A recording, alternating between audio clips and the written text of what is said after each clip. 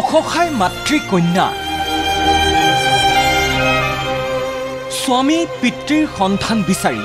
DGP কাৰ্যালয়ত মাতৃ জীয়াৰী কোট হেৰাল এছডিআৰএফৰ জোৱান অমল দাস ডিজিপি কাৰ্যালয়লৈ এতিয়া তাঁত বাতি কাঢ়ি ভাগৰুৱা নলবাৰী বানেকুছিৰ এটি দুৰ্ভগীয়া পৰিয়াল 5 মাহে স্বামী আৰু পিতৃৰ সন্ধান পোৱা নাই মহিলাগৰাকীয়ে কৰ্মক্ষেত্ৰৰ পৰা নিৰুদ্দেশ হৈছে নলবাৰীৰ বানেকুছিৰ অমল দাস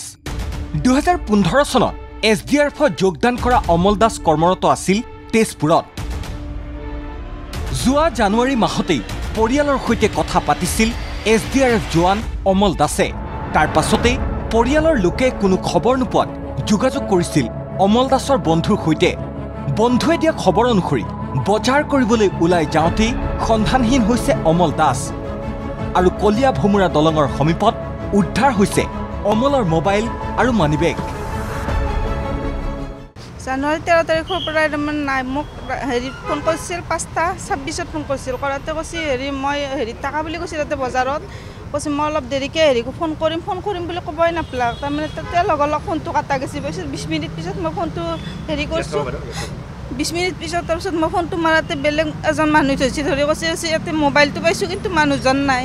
সেইবাৰ যে নাই আমি তাতে হেৰিটো চাইছে পানীটো চাইছে তাতে হেৰিটো পুলিচেও সেই কৈছে কিন্তু ক'তো একো পোৱা নাই আজি 4-5 মাহে হ'ব এই খবৰ পাই তেজপুৰ আৰক্ষীৰ কাষ চাপিল পৰিয়ালটো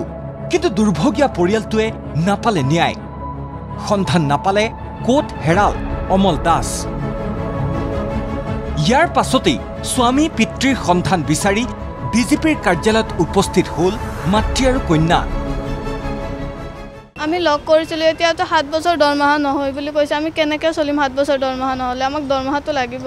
আমি 20 তাৰিখে আছিলোঁ দেউতাৰটো আজিলৈকে একো খবৰে নাপালোঁ এতিয়া দৰমহাটো বন্ধ কৰি থৈ দিম বুলি কৈছে আমাৰ ইয়াত আহিবলৈ পইচা নোহোৱা হৈ গৈছে এতিয়া নাই আৰু মায়ে মোক কৈছে পঢ়া শুনা বাদ দে বুলি আনহাতে অমল দাস নিৰুদ্দেশ হোৱা দিন ধৰি পৰিয়ালটোৱে পোৱা নাই অমল দাসৰ দৰমহা যাৰ বাবে বৰ্তমান তীব্ৰ আৰ্থিক সংকটত ভুগিছে দুৰ্ভগীয়া পত্নী আৰু কন্যা সেয়ে হাত জোৰ কৰি আৰক্ষী সঞ্চালক প্ৰধানলৈ কাটৰ আহ্বান মাতৃ কন্যাৰ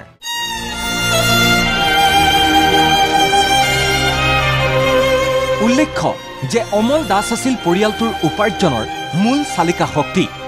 সেয়ে অমল দাস সন্ধানহীন হোৱাত পৰিয়ালটোলৈ নামি আহিছে অমানিশা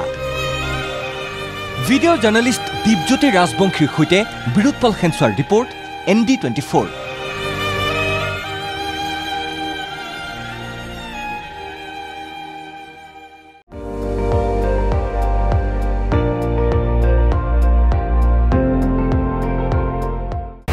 আপুনি চাই আছে ND24 সৰ্বশ্ৰেষ্ঠ নহয় সৰ্বোত্তমৰ দৌৰত